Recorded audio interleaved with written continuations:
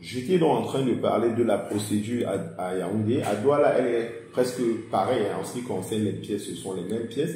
À la seule différence que Yaoundé a une pièce particulière, vous allez la voir à l'image, qu'on appelle état de souscription et de libération du capital. À ce jour, cette pièce n'est pas exigée à Douala. La pièce en question fait partie des statuts à Yaoundé et vous la timbrez également. Ça veut dire que si vous faites 5 feuilles normalement sur vos statuts, l'état de souscription et de libération est rajouté toujours en dernière page, n'est-ce pas? Ça va faire 6 feuilles et l'ensemble photocopié totalement, également sur les autres exemplaires timbrés. Par contre, à Douala, déjà, il n'existe pas cette pièce dite d'état de souscription et de libération du capital. Ils s'en tiennent à la souscription, à tout le moins la répartition du capital donné dans les statuts, je pense. Ils s'en tiennent à cela. Et ça fait que vous avez quand même une page en moins, du moins une feuille en moins, toujours est-il entre vos statuts à Douala et à Yaoundé, ça fait quand même un timbre en moins. Mais ce n'est pas la seule différence. Et bien, en termes de multiplication des statuts à Douala, les photocopies passent également, en plus de l'original imprimé. On ne vous exige que 6 exemplaires, donc 4 timbrés. Peu importe le nombre d'associés, que vous soyez 2, 3, 4, 5, 6, j'en passe, ce n'est que 4. Ils ne vont pas vous faire timbrer d'abord 5 plus le nombre. Vous voyez, si on reprend dans l'exemple de tout à l'heure par rapport à Yaoundé où on allait jusqu'à 95 000 et notamment 40 000 du timbre, et si vous êtes également 3 associés à Douala, pour des statuts qui feraient 5 feuilles, n'est-ce pas, peu importe que ce soit en recto verso, et vous devez imprimer en recto verso, je rappelle, dans les deux centres, on imprime toujours en recto verso, ça permet quand même de faire une économie de feuilles, sinon ce serait encore plus difficile, n'est-ce pas, au niveau des frais, on imprime recto verso. Alors si vous avez également les mêmes 5 feuilles, déjà il n'y aura pas une 6e feuille extra pour l'état de souscription à Douala, mais les 5 feuilles, n'est-ce pas, les statuts, vous faites x6, et vous prenez 4, vous timbrez. Ça va donc vous faire 5 x 4. Il y aura du timbre sur 5 feuilles, et vous timbrez 4 exemplaires, ça ne fait que 20 000. Ça fait quand même 2 fois moins qu'à Yaoundé. Et sur les 4 exemplaires timbrés, on va vous remettre 2, ils vont garder 2. Il respecte quand même ici l'esprit OHADA qui dit que, à la réalité, une copie, n'est-ce pas, un original, une expédition des statuts doit être tenue au siège de la société. Et dans l'esprit de ce que nous, on a souvent reçu comme explication, c'est qu'on donne 2 parce qu'on estime qu'il y a au moins 5 qui restent au siège et peut-être un de réserve qui peut rester à un associé. Et moi, je pense que la logique est bonne. Yaoundé en soi ne fait pas mal de penser que chaque associé peut quand même ou doit posséder un original parce que ça peut servir pour un certain nombre de réclamations et les statuts originaux, tant que les titres n'ont pas été délivrés, les titres sociaux, on les verra plus loin, les titres ce sont ces, comment je vais appeler, c'est cet élément matériel, n'est-ce pas, c'est ce document qui permet de confirmer votre qualité d'associé. C'est-à-dire que quand vous êtes associé ou actionnaire dans une société, que vous avez X nombre de parts ou d'actions, on vous remet normalement ce qu'on appelle les titres. Et chaque point, on vous remet un document qui est un titre. On dit donc sur ce document, telle personne possède tel nombre de parts qui valent tant. Et tant que vous avez ce document, ça vous permet de prouver partout que vous possédez des parts. Or, les titres n'étant pas généralement délivrés dans les petites salles des jeunes entreprises, c'est quand même cet original des statuts qui peut te permettre partout de dire, vous voyez mon nom, vous voyez le nombre de parts et tout. En ce sens, il y a une logique quand même dans ce qu'il y a de faire. Mais c'est très coûteux pour une boîte, pour un service qui a été pensé pour faciliter la tâche aux entrepreneurs, pour alléger la tâche aux entrepreneurs. Ça fait quand même trop de multiplication et trop de timbres à la fin. Je dis à Douala, dans le système, il y a 4 timbrés, on vous remet 2 timbrés, il conserve 2 et 2 autres non timbrés. Ça fait quand même moins de frais. C'est toujours plus soulageant de créer une structure à Douala qu'à Yaoundé. Et ça impacte sur les conseils que nous sommes parce que très souvent, un client a du mal à comprendre pourquoi, pour une salle qu'il a créée à Douala avec 3 ou 4 associés et la même chose à Yaoundé, les tarifs peuvent être différents au niveau du conseil, au niveau du prestataire et même au niveau de la structure directement s'il y va. Ça fait bizarre par moment, mais c'est la réalité. Mais ce qu'il faut retenir, c'est le process par lequel on calcule les frais selon la ville dans laquelle vous vous trouvez, notamment les frais de timbre, parce que dans les 2 cas, le registre de commerce, c'est 55 000. Voilà, il faut juste accentuer sur le timbre.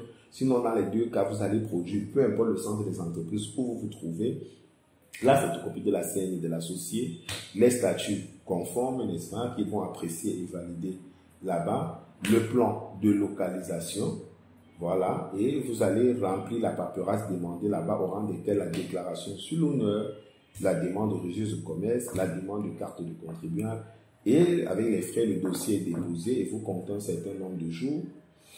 Le slogan dit 72 heures, mais je dirais quand même quelque chose comme une semaine pour que votre dossier vous soit remis.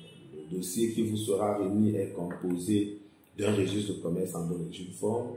À l'époque, on parlait de carte de contribuable, mais maintenant la DGI est passée tout récemment à ce qu'ils appellent l'attestation d'immatriculation, que vous pouvez d'ailleurs tirer en direct sur le site de la DGI, www.impôt.cn. N'est-ce pas? Il y a la procédure qui a été beaucoup divulguée et tout. Vous pouvez vous rapprocher aussi des conseils ou des prestataires qui sont autour des centres des impôts pour vous faire aider. Ça peut être intéressant.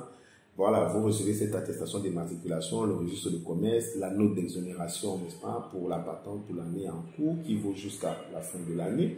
Vous recevez également généralement une attestation de création d'entreprise. Ça, c'est Yaoundé qui la délivre. Douala, la réalité, ne délivre pas sur papier. Et Yaoundé donne une attestation de création de l'entreprise. Vous recevez notamment vos statuts authentifiés.